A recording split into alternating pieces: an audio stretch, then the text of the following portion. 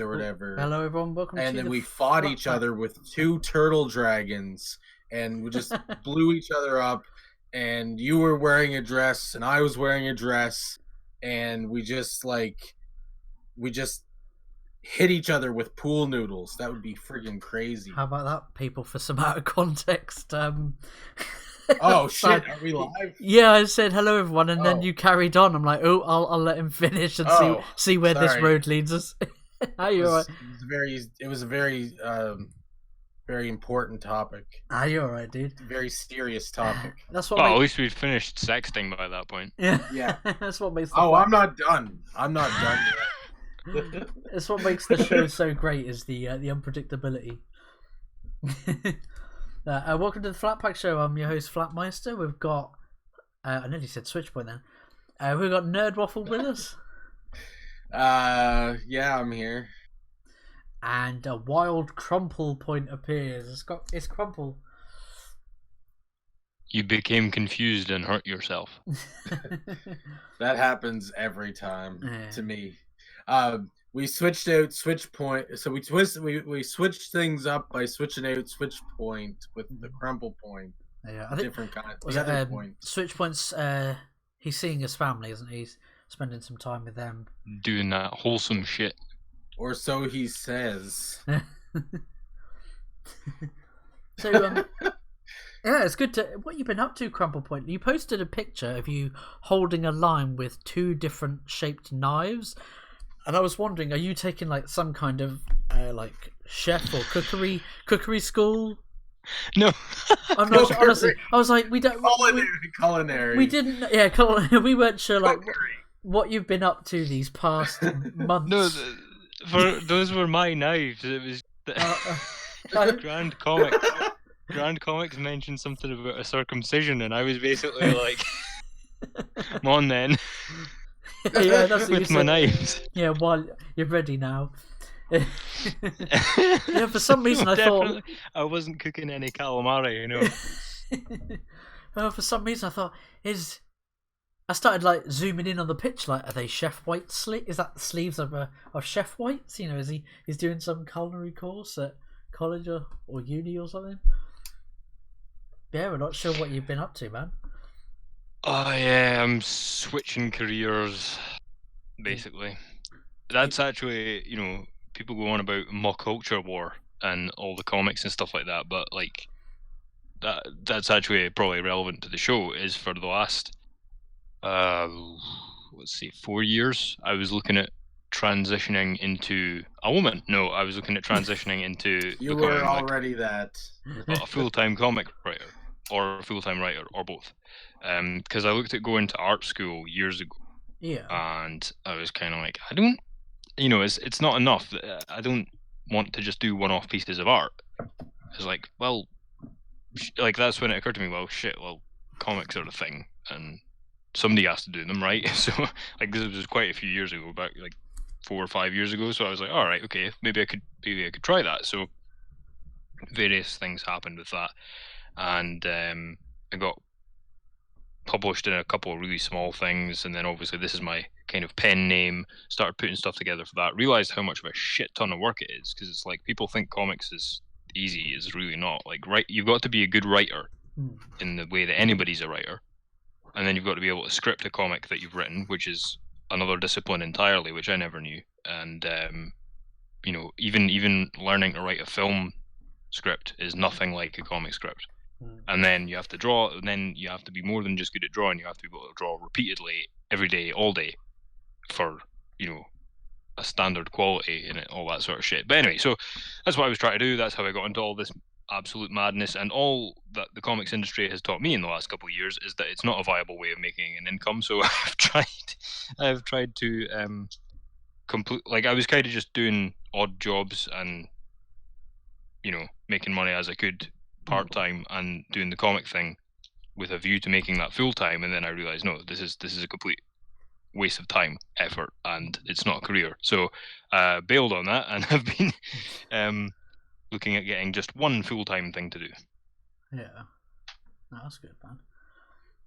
Donna Troy in the chat said, selling bathwater, that's what Crumple is doing.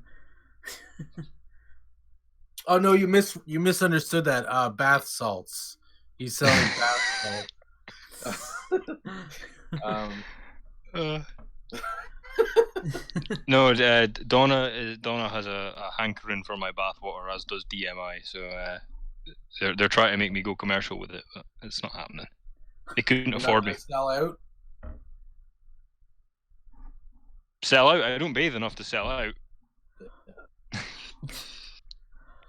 But yeah, no, I thought that was kind of a bit of an indictment of the comic industry that an enthusiastic person, relatively young, willing to put in, ridiculously long working days, treating it like a job, prepared to learn the discipline, all that sort of stuff. And the only thing that the comic industry has taught me in the last couple of years is that I want absolutely nothing to do with it. Like, yeah, well, me and Flat were talking about that on a stream on my channel or whatever, and just that it's really discouraging because it's kind of changed a bit in the way that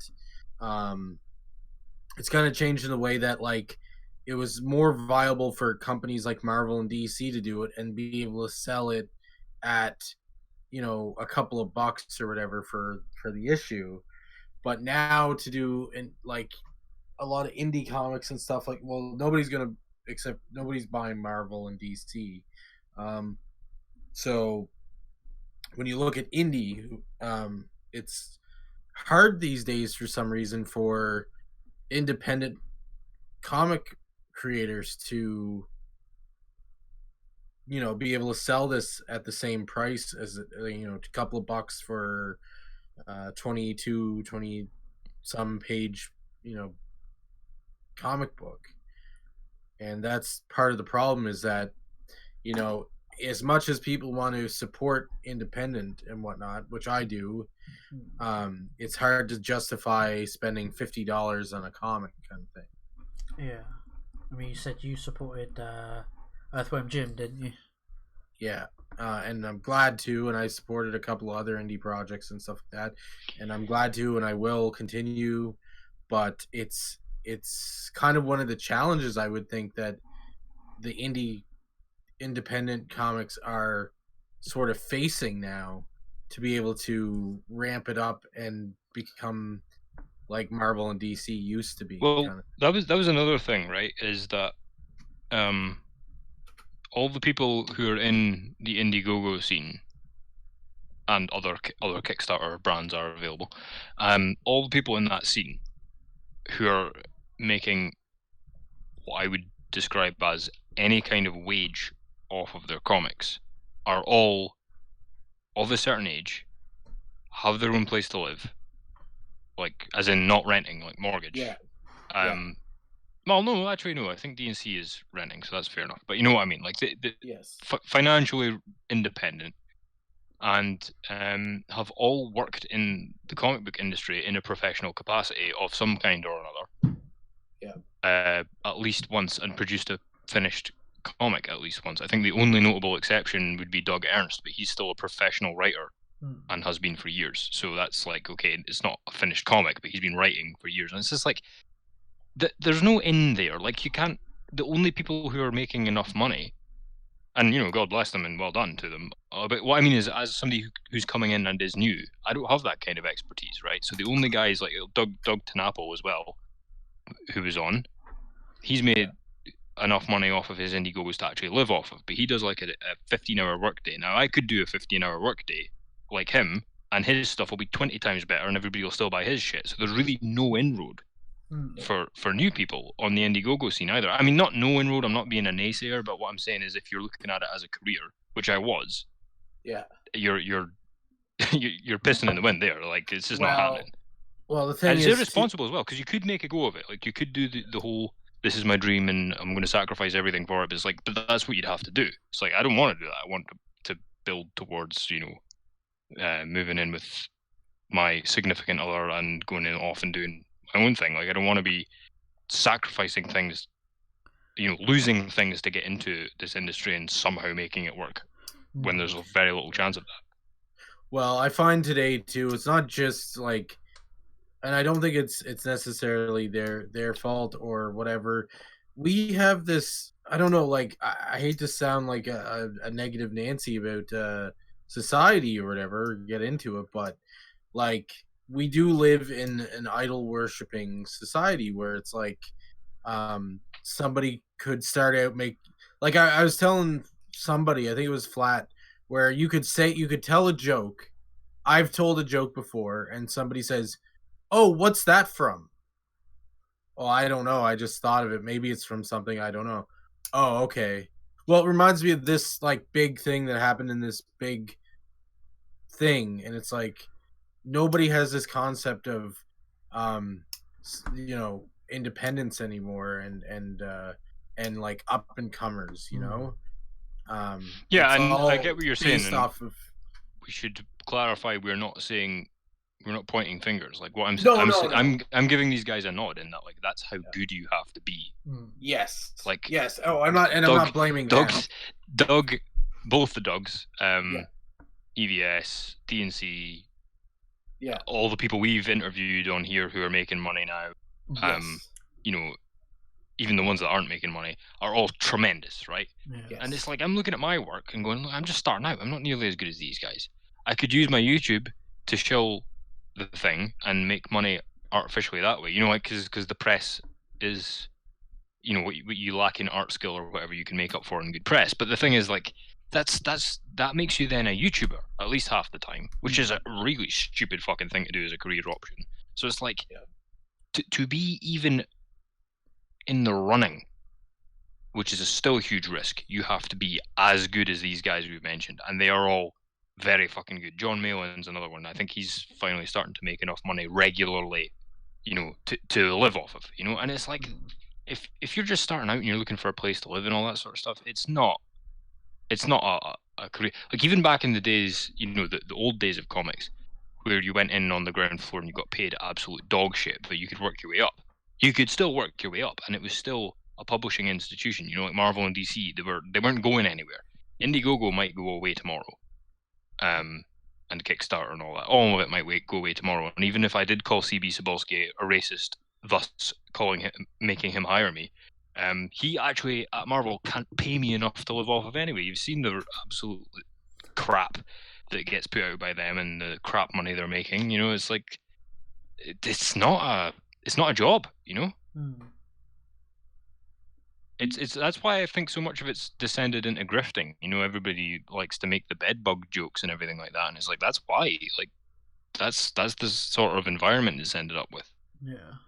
Where these people who should be living off of a fat regular wage are now on the indie scene. And the people who are in the industry on the regular are crap and grifting. You know, it's bizarre. Even the greats are living off of like commissions and stuff like that. Like your Alex Rosses and stuff. He doesn't do comics; he does covers. And I mean, and you mentioned like you could do YouTube, but there's like a couple of issues I thought of. Was one, like first of all, it's stacked against you because of the stupid algorithm and stuff like that. And I'm not trying to blame other things, but there really is an algorithm problem that sort of pushes some up and some down without not anything, but a lot to do with what it should be. And the other problem is that if you go and you have to make a YouTube video and you want to edit it and you want to make sure it's good and you want to title it properly and you want to make sure that it's promotional, appeasing and stuff like that, that all takes time away from what you're marketing, you know. So you could have spent that, let's say it took you an hour to make that YouTube video, which it probably wouldn't. That would probably be quick. But let's say it took you an hour. That's an hour you didn't spend proofreading your script. That's an hour you didn't spend. Yeah, that's absolutely it, man. I couldn't divide the time. I couldn't define the time. You're dividing the time two ways because you've got work and personal, and then you're dividing your work time twice, and then you're like, oh wait, but then that's two things I'm doing half, so you have to double your work time, which halves your lifetime, you know. And it's like, you know what I mean? Like and then like you say, the model of it would be fine if YouTube was guaranteed to help, you know. And you're like, don't okay, even need comics a is guarantee risky, now. and YouTube is going to bring in the money. Yeah. But the fact that they both suck just now, yeah, well, you're being crazy to do comics as anything other than a side hustle. Yeah. You're crazy.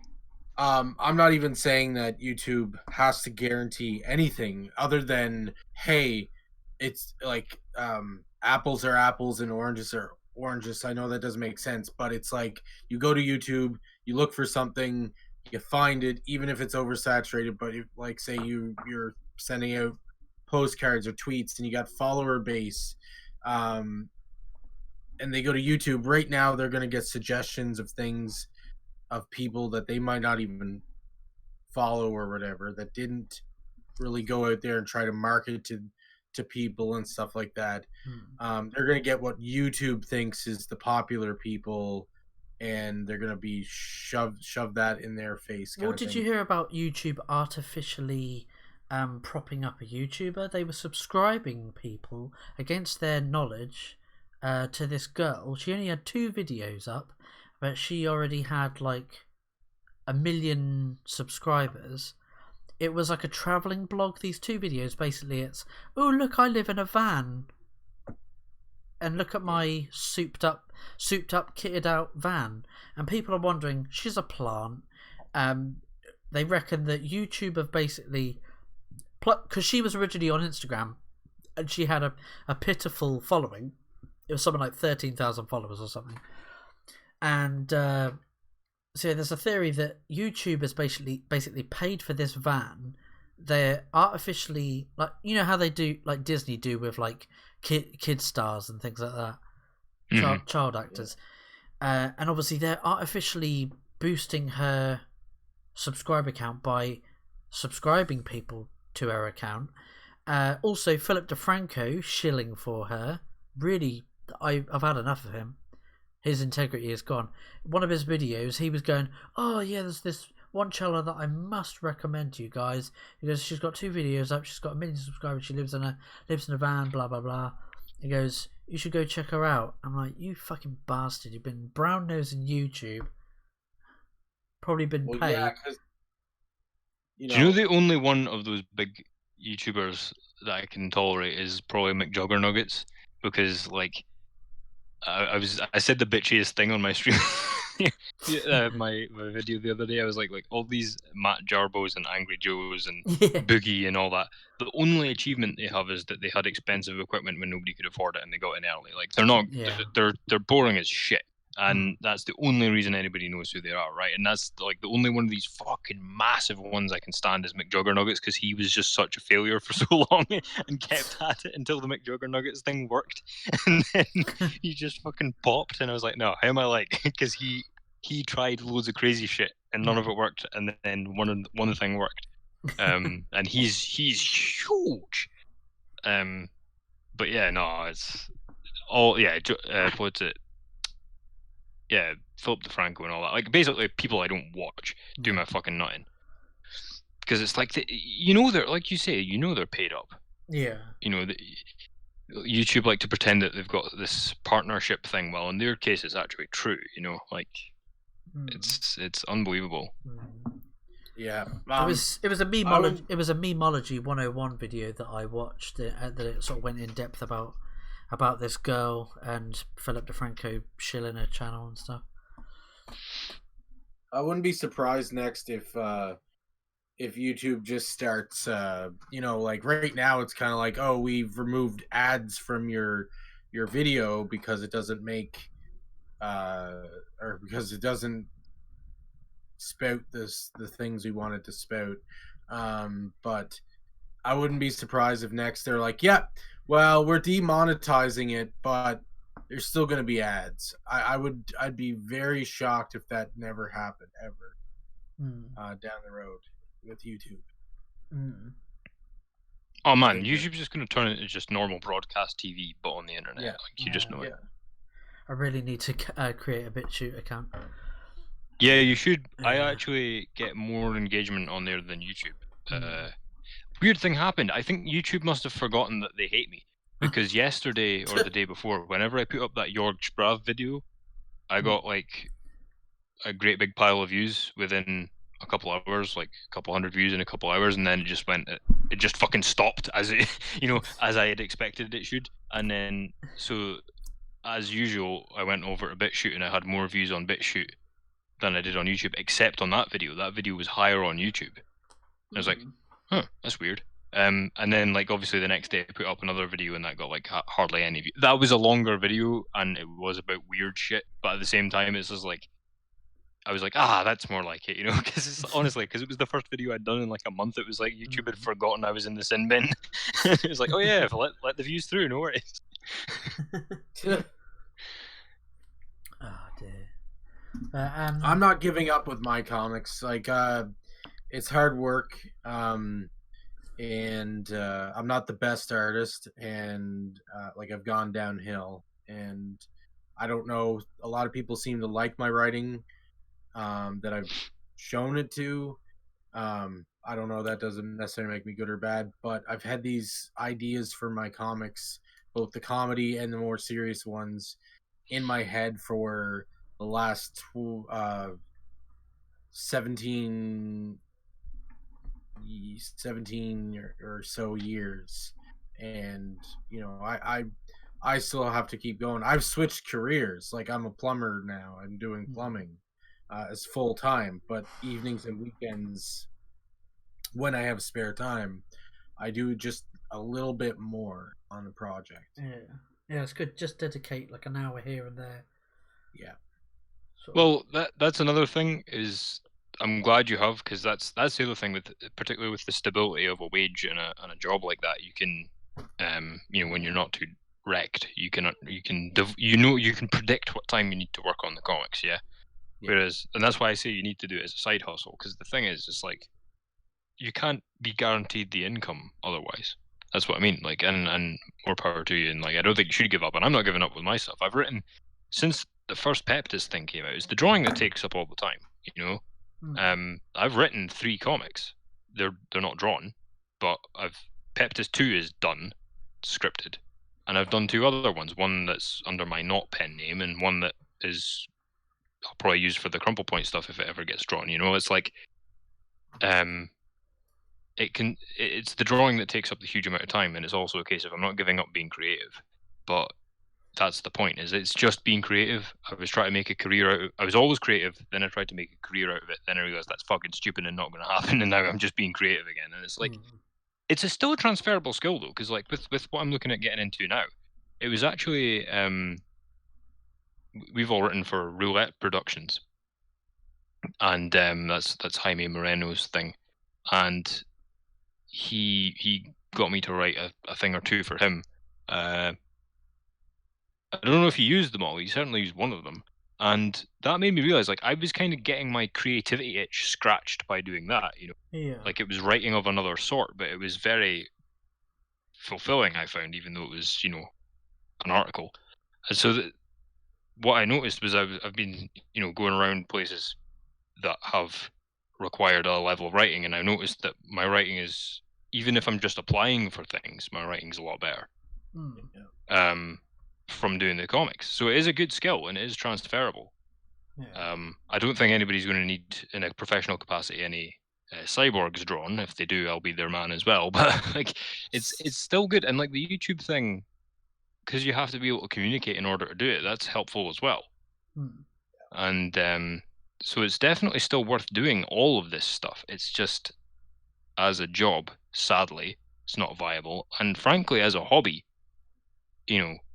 it's too unpredictable as well. Like, that's why I think that you guys would agree, that's why we all do the indie stuff so much, because it's like that's pretty much the only place where you're guaranteed a decent amount of choice and a high enough quality. Like, you buy Batman one week, it might suck a bit, and then the next week it'll really fucking suck, and then the week after that it might be good, and then like, whereas the indie stuff, you can actually look at it even before you buy it. A lot of them are finished and they just need funded.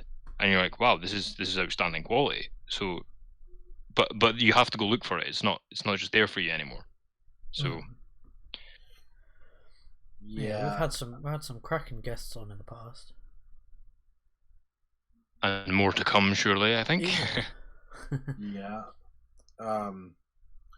Like, you have to, like, that's That's all I've considered it in the last many years. Is I've considered comic book making a hobby, a serious hobby, not just like, oh, I collect stamps as a hobby.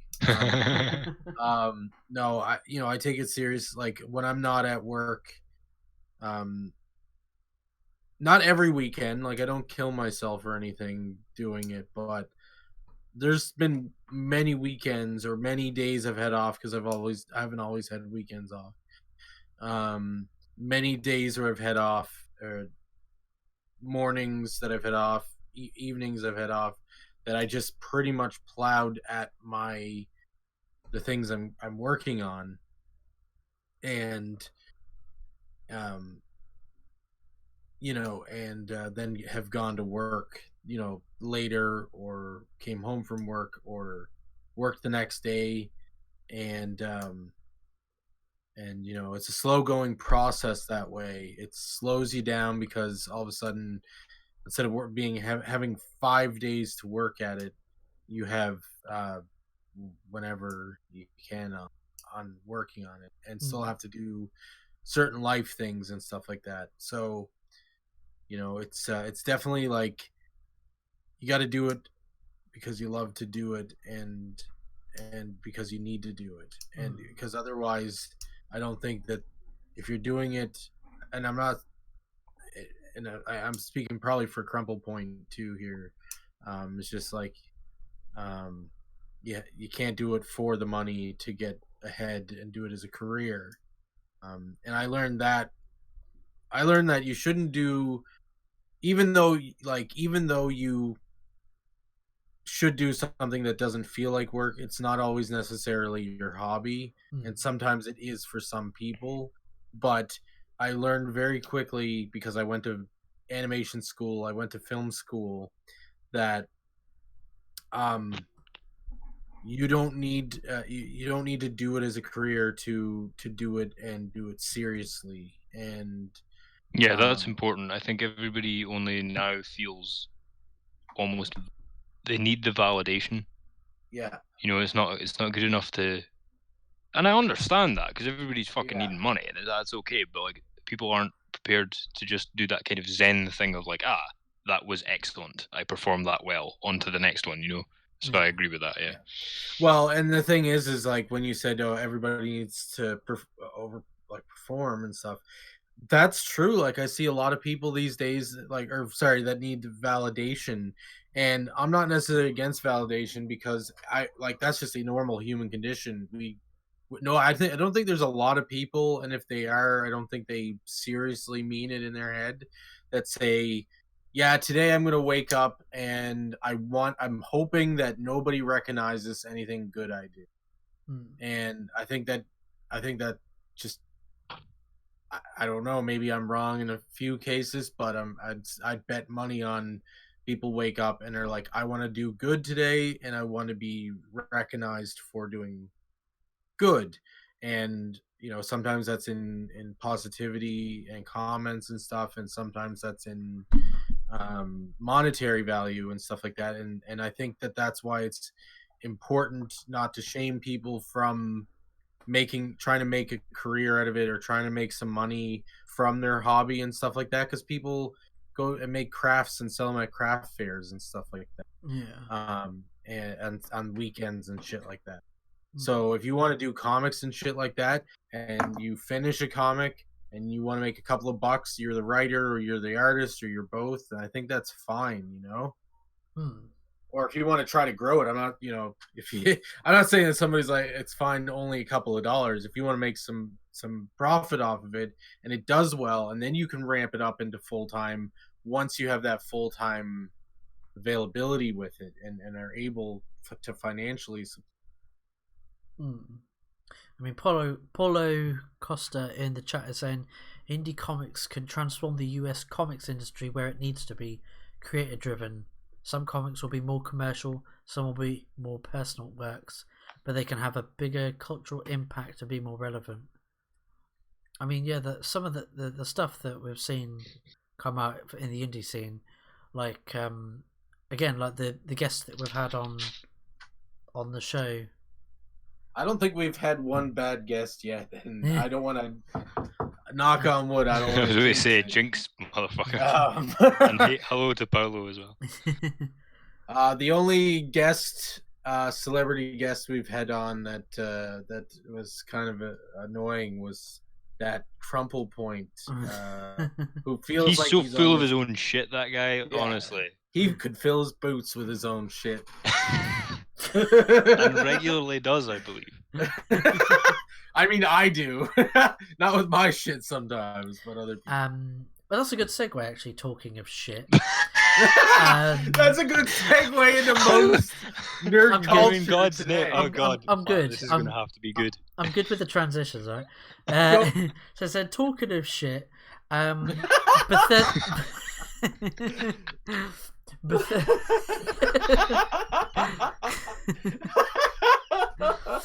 You're gonna be able to get this sentence out. Oh. So talking of shit, Bethesda have Bethesda.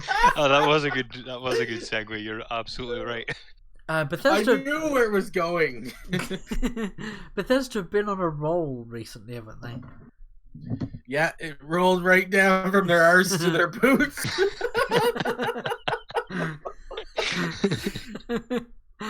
Yeah, they've been doing a cracking job.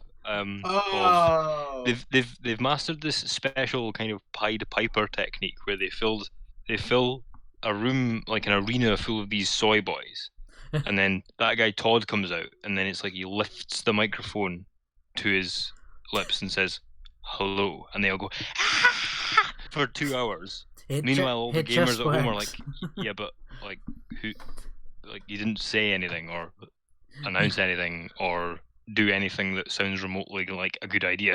Meanwhile, they're all just like seal clapping backwards. Oh yeah, that guy at E3 in the audience that kept going, yeah. I've been noticing a lot of game companies, not just video games, but game companies in general, have been like in the last couple of years. I've found that they a lot of the time have this thing of like making an announcement to announce something. Oh man, yes, it's my new favorite thing. My new favorite thing is trying to count how many announcements we get before the announcement of Blizzard has done so it. If you think of the announcement as 1 degree removed, right? Yeah. But if they're announcing an announcement, then that's 2 degrees removed. And then if they're announcing an announcement for a teaser, then that's 3. If it's a trailer, that's 4. If it's the second trailer, that's 5. And then finally you've got the actual thing, which is like 6 degrees removed. Then you got a full trailer. But wait, because you have to count if they're at like E3 or something, and somebody says, "Oh, this thing will be announced at E3," then and they've not got to the announcement of the announcement yet, then that's 7 degrees removed because you've only announced the festival. You've not even announced the announcement yet. It's like it's just my favorite thing. It's like, can we get to 10? Can we get to 10 pre-announcements before the actual thing? Yeah, saying that, I'm just like thinking like when somebody makes an announcement, you just see Austin Powers' dad in the audience being like, "You haven't even got a name tag." It's brilliant though, because it's like it's like the marketer's equivalent of dirty talking. You know, it's like you phone up the phone line and they're like, "Oh, I'm gonna announce it for you." Oh, like tune in tonight in my bedroom when you'll get a surprise. I'm gonna bring out the trailer, but I'm just teasing the trailer. We may or may not be announcing something tomorrow. But Blizzard has done it a lot, and Magic the Gathering has done it a lot. I think they toned down a bit, but they're still pretty bad at it. And then I think Bethesda's done it too, where they're like, "We've got an announcement. There's a new something coming out. Oh, it's an Elder Scrolls game. But which Elder Scrolls land is it? That was crazy It's one of them.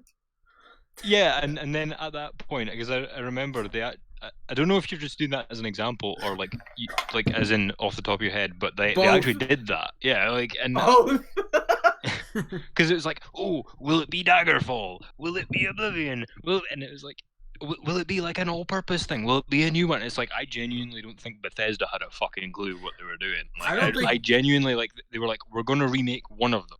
And then one of the people in the board meeting were like, well, just announce that. Like, by the time the hype parade actually reaches an announcement level, you'll have had time to make the game, because it takes 2 years just to announce something now, so you'll have made the game and some DLC by then. No, you're wrong. They won't have time to make the game, but they will have time to announce the game. And put it through the sensitivity mafia. It takes 2 years to come and walk on stage and go, yeah, we're making a game and it's called this. I tell you, E3 this year felt like it was 2 years and I didn't even watch it. I just watched some clips from it. I ended up having to, actually I should say the last year, I don't think I watched any of this year's, which makes sense because it's a trade show, but like I've just decided all I do is when I hear E3 is about to happen, I wait a few weeks and wait for Razor Fist to rip it to shreds. Like that's all I do now. There was only one good thing I've seen come from E3, and it had nothing to do with video games.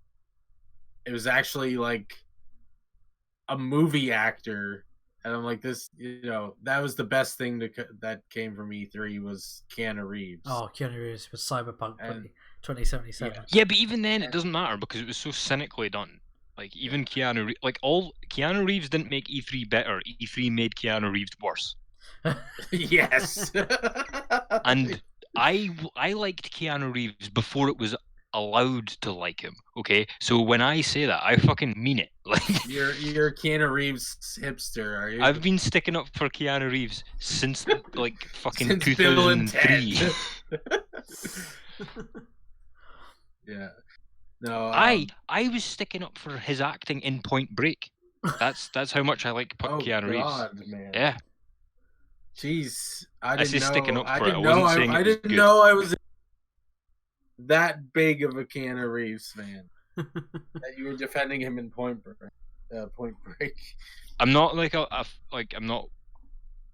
I've never watched a single romance movie he's been in, and I never will. So like, there's that as well. So there will be other fans out there who are far bigger than me. Oh, you didn't watch that one with him and Sandra Bullock where I don't know.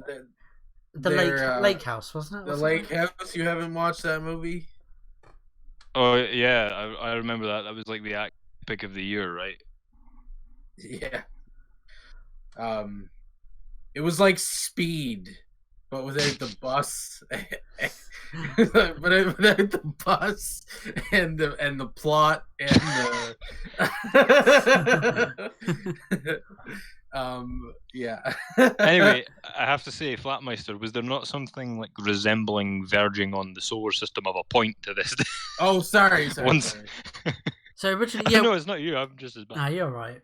The tangents go on, don't they? But yeah, we originally talking about Bethesda, weren't we? And just like the stuff that's been happening with them.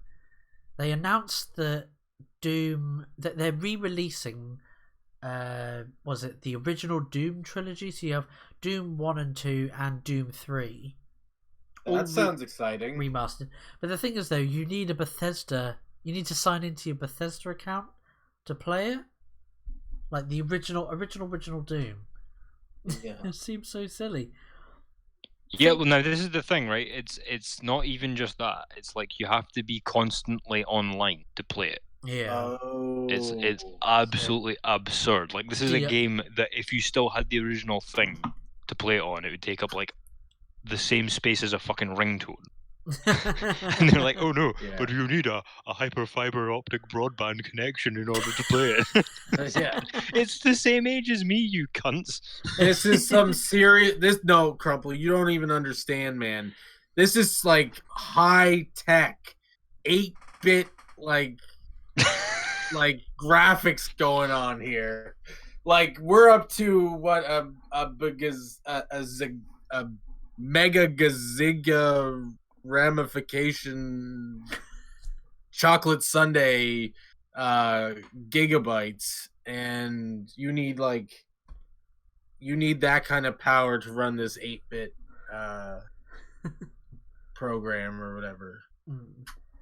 That just makes sense to me. It's just a really silly DRM. Like, I can kind of see them trying to push their launcher and stuff. So if you own the game on that launcher, you have to open up. Well, they've done a massive climb down. That's the thing, because they didn't, as is usual for Bethesda, they announced this without. They announced that they were going to announce it, and then they announced the announcement, and then they finally announced it. And then what happened was they actually did a massive climb down because they obviously hadn't put any fucking thought into it, and they're going to take this away. Like, you can actually, you don't have to be online.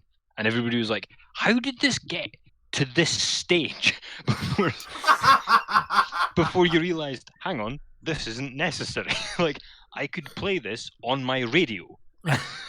Thing is, they did a Doom 3 BFG edition on the 20th anniversary, which was released, I think, about 2012. Like, I've still got my Xbox 360 copy, and it comes with Doom 1 and 2, like the original Doom 1 and 2. You get Doom 3 as well as the 2 Doom 3 expansions.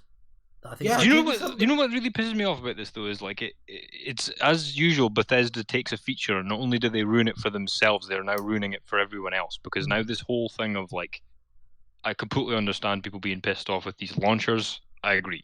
I have nothing further to say. I also agree that being like having to be online for a game all the time is annoying.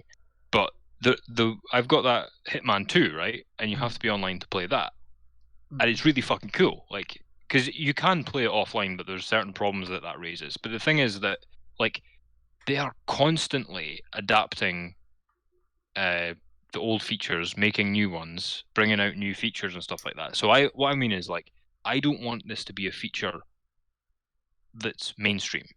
It works for a couple of game companies. But what I'm now worried will happen is the game companies that do this, that I like, I'm worried that they're going to chicken out and not do it again. Because Bethesda have fucked up so monumentally that it's just given a bad name to any of these features. Same with that Google, their latest games as a service pish was like Google Galaxy Stadia, that was it. Yeah, like that's just going to put everybody off the whole concept of being able to do anything like that. There's no incentive to buy a Stadia. Well, yeah, it's just stupid because you like. Well, we were talking about this with Switch last time or the week before or whatever, but like Stadia, why wouldn't you just go fucking buy say you have a PS4 or whatever and the game's out on Stadia and the game's out on PS4 and Xbox One or whatever they're up to, 10, or did they go back to 7? I don't know. Switch and PC. Your incentive to buy it on Stadia is to pay $10 extra a month and then buy the game after that. At no discount because it's a... No, because you're buying the right to be able to buy it, apparently. Well, that's the thing, though. They've said there's no promise that you get to keep your games. Yeah, well, that's what I'm saying. Is they could cancel the service at any time. Google have already cancelled other... Okay, so they're trying to do like a couple of different things that a couple other companies do, and whether people agree with what the other companies do or not, they seem to function. Like PSN, you get PSN, you get access to online, you get free games, you get to keep the free games as long as you keep the subscription. Okay. You don't buy the game after you get a subscription. They give it to you, and then you keep it as long as you keep that subscription up. Yeah. Okay. Agree with it or don't agree with it. That at least makes like some sense. Well, this is the thing with it, right? Because you raise a good example, and that's as far as it should go, in my opinion, right? Because the thing is, it's like, okay, here's your disc, and if you want, you can have the disc and like a digital copy of the same game. And then pushing the envelope for me is exactly what you just said, of this thing of that I quite like this feature as well, but like this thing of, oh, by the way, here's a free game, but it's digital only. But it's free or massively discounted, so I don't give a fuck. That's fine. That's perfectly okay. But taking it any further than that is just wrong in my opinion, because it's like Yeah. I don't mind the fact that like my copy of Super Hot, for instance, is digital, and I got it for like £1. Now I don't mind the fact that if I, don't have my Xbox One anymore, or don't have my Xbox subscription or whatever the fuck, I can't get that back. Like that. Okay, fine. I paid £1 for it, years ago. I'm not bothered, but I still have all my discs, and I still have, attached to my account all the games that I've purchased. That's fine. They can't take that away, and like then people are worried that they could even take the digital games away without the hard copy, and it's like, okay, that's an issue as well. But the thing is that because they're doing so much online, it's now having this thing of like, oh, we're going to take away your shit at any time we like, and we're going to freeze your account, and we're not actually letting you buy the game. We're just letting you buy the right to buy the game, and like it just doesn't end. Like you're just giving these companies money, like, and that's like full stop. Like you're not giving them money for anything. You're just giving them money, which is it's kind of like going to a flea market, really. Like or I don't know what they call it over in the UK. I guess flea market. You guys have the same thing, I guess. Car boot sale. The House of Commons. But like okay, I guess it's not a great example. Flea market or whatever, it's like $1 to get in or $2, and that goes towards paying the center for allowing them to use it.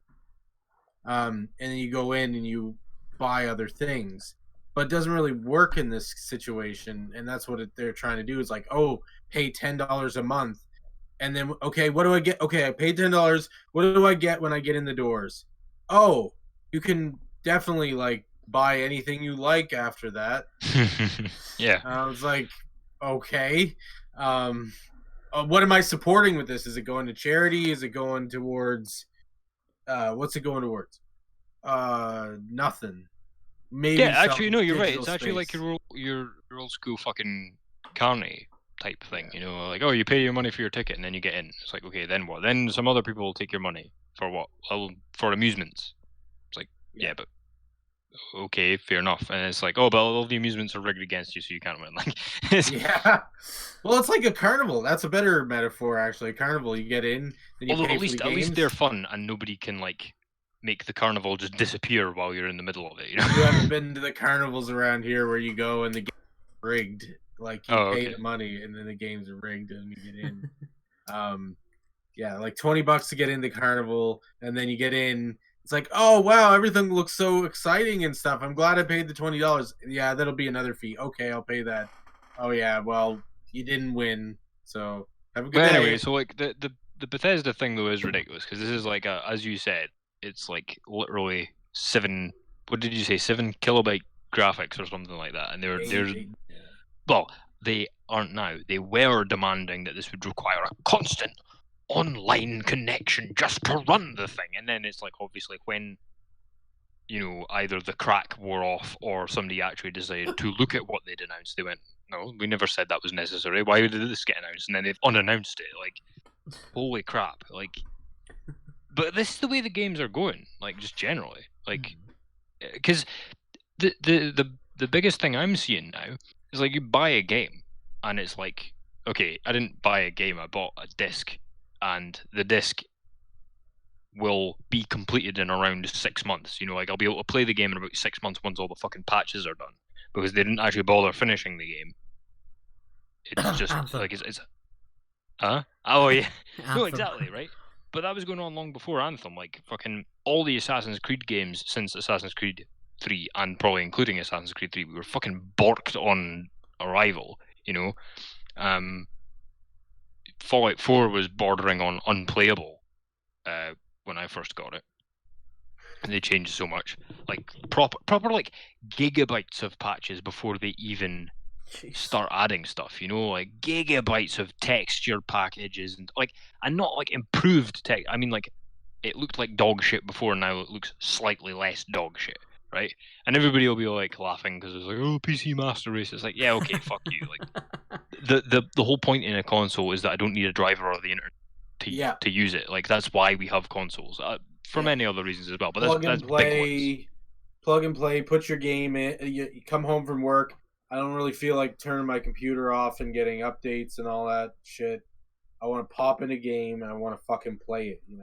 Yeah. But it's getting so worse. It's getting like, remember the days when you could get a Super Nintendo and pop the cartridge in, Don't and forget you to didn't blow. get like a loading screen or whatever, Yeah. Yeah, well, I mean, it's getting to the stage now where, assuming I will fucking buy a new game ever again, it's getting to the stage where when they release the new Xbox, I will not be buying it. Like, I'll be not gaming at all. I'll be playing my old games, and then if I really fucking desperately want something new, I will be getting a gaming PC to go and play like the first ever Deus Ex in super high resolution again. Like, I'll still not be buying new games. I will switch to a PC, and it will be to play old shit in super high frame rates and good resolution. It will not be to play new stuff. Well, the only thing that is appealing to get as a console right now to me is the Nintendo Switch. Other than that, PC's getting to be the way to go, I mean, apparently to pre-order the PS5, it's cost $1,000. Jesus fuck. I know. That's probably a grand US, like. Yeah. I'm thinking about it in Canadian dollars, and that's like that's a lot of damage. Yeah, that's close to $1,250 Jeez. ish. So fuck that. Yeah. Oh, but I'll probably have to buy it because I'm a junkie for Final Fantasy, and Final Fantasy VII is looking like it may or may not finish on the console it said it'd come out on. This is another fucking thing, right? The games are like, people are going on about like graphics and processing power and stuff like that. It's just like, look, I don't need bigger, emptier worlds with better resolution to play in. What I needed was deep, well-made games. Yeah. And we're not getting those. Like every time they announce like all the games I like and go on about on here are all actually fairly small in scale, but like in comparison to something like GTA. But there's stuff to look at and play with in every single section of them. Super hot. You go on about that. And... Yeah, Super Hot, Dishonored, Deus Ex, Hitman, all these sorts of things. Like there's stuff to mess about and fuck with in every section of those games, and you can do them a million different ways, and it's great, right? The old Splinter Cells are like that, all these sorts of things, right? And it's like, I don't like. It's why I never finished The Witcher 3. Is like, because people see when people go on about, oh, but there's stuff to do and everything. It's like, no, anything that is procedurally generated is not content, in my opinion. Like, if it is if it's created by a stupid algorithm to get in the way of you doing a fetch quest, that's not content. Like, and neither is lore, by the way. Like, I like a lot, but it has to be useful to the game. So, or at least embellish the story in some way to make it more important. If it's just there out of obligation, then it's just there, and it is again getting in the way. So it's like that's all we're getting with this new Xbox. It'll be like, okay, so it's a map that it now takes 10 days to walk from one end to the other, but there's still fuck all in it, and I can see every leaf on every tree, but like none of the characters are interesting, etc. And it's like, that's all we're getting. That's how I felt about, and I get dirty looks for this actually, and a lot of head turns, but I didn't care for Zelda Breath of the Wild. Like, I was excited to get it when I got my Switch. I was excited to get Breath of the Wild and play it. And I played it, and I was like, this is the same thing just over and over again and just running around. But it looks nice, and it's killing the battery faster than any other game. But it looks nice. And yeah, I don't know. Also, all the games are just becoming the same, because it's like, I don't have any... I'm not a fan of RPGs, certainly not a fan of JRPGs, and definitely not a fan of Final Fantasy. However, it's distinctive, and it's its own thing, and it's very recognizable. So it's like, I know exactly what it is I don't like about it, and I don't want those to be ruined for other people. So I looked at the new Final Fantasy VII thing, which was obviously meant to win over normies and people like me that don't like JRPGs. I'm like, what the fuck are you doing? It was a turn-based team JRPG, and you've turned it into not Dark Souls. Like, what is the point in that? I might have considered, if it had been cheap enough and good looking enough, getting a faithful remake, but this isn't a faithful remake, so there's no point in me going and getting Final Fantasy VII because it's not actually the Final Fantasy experience. It's Dark Souls with a manga skin, you know. As a fan of Final Fantasy, and Final Fantasy VII is actually my favorite. I'm happy we're finally friggin' getting a remake, because years ago Bethesda, or not Bethesda, although similar, Square Enix, was like, people were like, hey, we really like Final Fantasy VII. We love the story of Final Fantasy VII, but we'd like to see it like without like blocky characters, because that was when there was a turning point in graphics, you know? Yeah. So we'd like to see something a little updated in graphics. Not that we hugely care, but it would be nice, you know? And it's a popular game. A lot of people like it.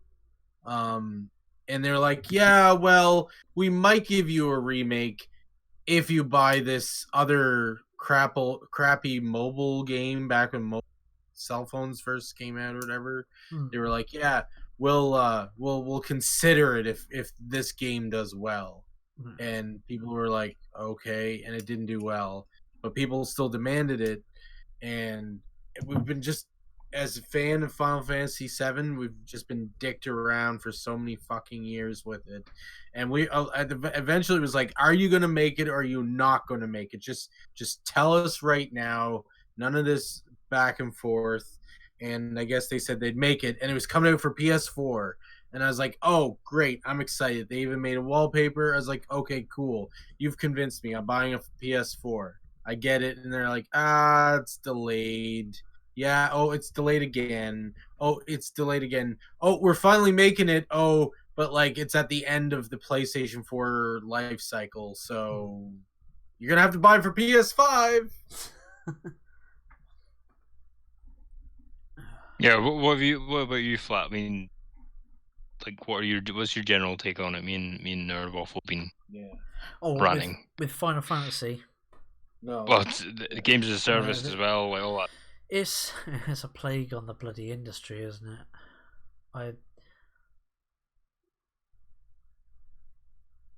And like, there's all these other problems with like monetization, like the loot boxes. I know we had a few weeks ago the House of Commons. We had the they're called surprise mechanics. EA representatives and from Epic saying they're surprise mechanics, trying to defend these loot boxes.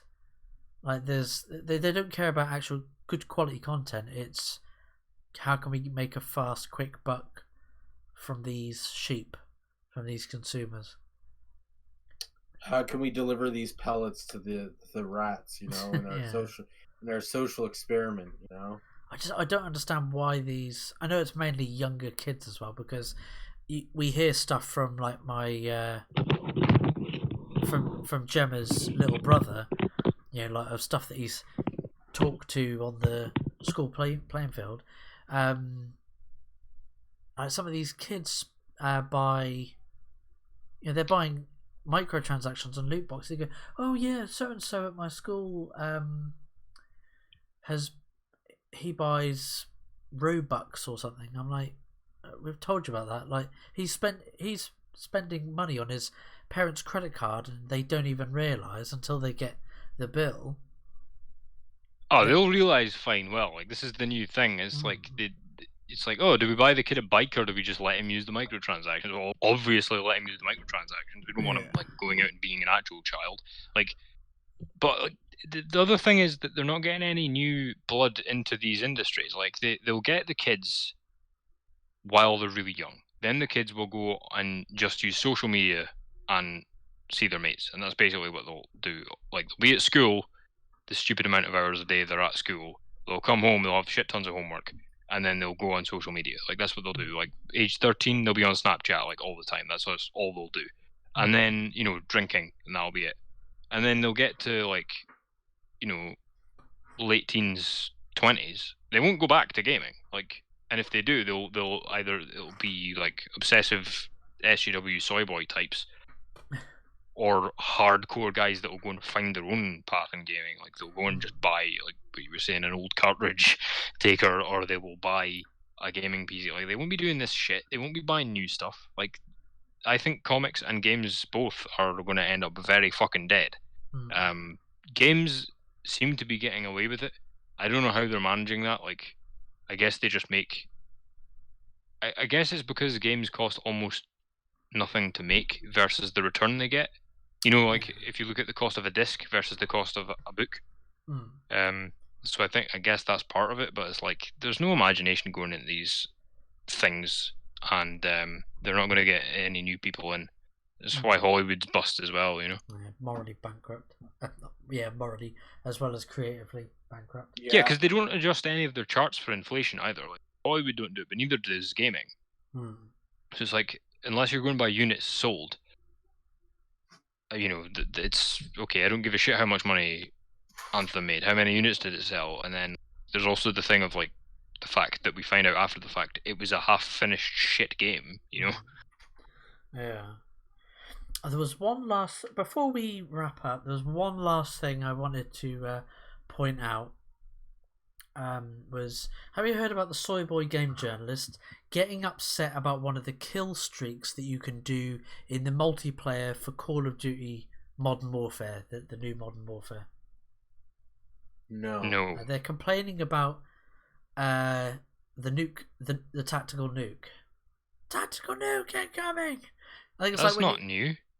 When you get like, I think it's like what, a 25 kill streak. You get that's from Modern Warfare 2. Yeah, I know. Like, it ends the match, doesn't it? But they're crying about it, saying, "Oh, like other kill streaks, like white phosphorus," and they go, "Oh yeah, they're great. Have people commit war crimes against people with using white phosphorus," and then they started bringing up that the US. When they were in Iraq, used white phosphorus on civilians or in civilian areas. And I think like the Geneva Convention has like forbidden the use of white phosphorus. Nasty stuff. But this is all set in a fictional world, in a game, and I can't believe that they're getting on their soapbox complaining about these weapons. It's like, if you don't want to play a multiplayer shooter game, then go play Candy Crush. Well, that's the problem. Is that is exactly what they want. Like, but they're toothless as they are. Their game magazines are making them review Call of Duty, so they're like, "Oh fuck, I've been torn away from Quasi Cupcakes. I need to go and review this actual game. Oh my god, the horror." Yeah. And then they go, "Oh, what's white phosphorus? Hang on, haven't I heard about that on the news? Oh yeah, that's right. The fucking military actually uses this as an actual weapon, and it's bad. You know, like they." And that's the other thing is like you can just tell that was Googled outrage, like because I like some people, myself included, didn't know what white phosphorus was before, but like anybody who understands what that is still like, yeah, but it's like I'm still shooting somebody in the face with an AK-47 in a fictional game, so who gives a shit, you know? Yeah. I mean, you know, my thing with all this is I think that the reason that they do this is because like they don't have real lives, so what should be escapist stuff takes up all their time and all their concern because they don't actually have real lives, so it's not escapism for them. Yeah. Well, so, they're all stuck in their bubble. I was saying too that it's weird because when I was a kid, I used to get my comic books taken from me, drawn on, ripped up. I used to get beat up for being a nerd, for being into some of the anime I was into, and for not having, you know, the best clothes and stuff like that, and for liking these things. And I went into comic books. When I read comic books at my grandfather's house, like he had stacks of them. That's where I got into comics, reading them. Just whatever he had that I could get my hands on. Like it was almost like all of that went away and stuff like that. Like I know that sounds bad or whatever, but it was kind of good because, you know, I'm reading and stuff like that, the same as you would a novel, and it's sort of like a place where the bullies can't get you, and you can kind of see these really cool people doing things. And it wasn't popular though, and it wasn't liked. And so then over time, all of a sudden it started growing in popularity, probably because there were some people who said they didn't like it to be popular, but actually did like it, and when they became an adult, we're like, okay, well, I'm an adult now, so I understand that that's all foolishness stuff. But then the people who are still immature want to be in on this cool thing too, so they came into it and they're like, oh, I don't actually like this stuff. All this stuff has to change because I need to like it to become popular and stuff like that. Yeah. And it's like, then a lot of these SAJWs talk about safe spaces and stuff like that. Don't take away my safe space. And then they take away other people's safe space. Yeah, that's a good point, because when you described, like, oh, people would take your shit away and they would laugh at you and they would draw on your stuff and ruin it and tear it up, it's like, well, that's actually what they're doing now. It's just that they're doing it from the inside. Like, yes. It's like, anyways, what would you call Marvel Comics now if not vandalized? Yeah. Anyways, yeah. Paolo in the chat said, yeah, what happened to product reviewers sticking to the point and being honest? No wonder the quartering calls them urinists. Yeah. But yes. Anyways. The industry is it's just awful at the moment. But like I said, we want to get more indie creators on. We want to focus on more of the positivity. We're hoping to get like some indie game developers. Like if anyone knows of any indie game devs, I'd love to have them on, talk about their project. But we're sort of focusing on comics mainly at the moment. But thanks to everyone that tuned in, Donna and Paolo, and I think Hydra Hut was here briefly as well. Yeah, that's Norin Rad on Twitter. He's the Silver Surfer Groiper. Oh yeah, I heard he got suspended because of Dan Slott or something, wasn't it? Oh yes. So big thanks to everyone that tuned in live, or if you're watching this later on, don't forget to check out the previous episodes of the Flat Pack Show. I keep saying this, go check out the playlist, and I haven't even added the latest episodes on the playlist, but I will get around to doing that. I'm just joking.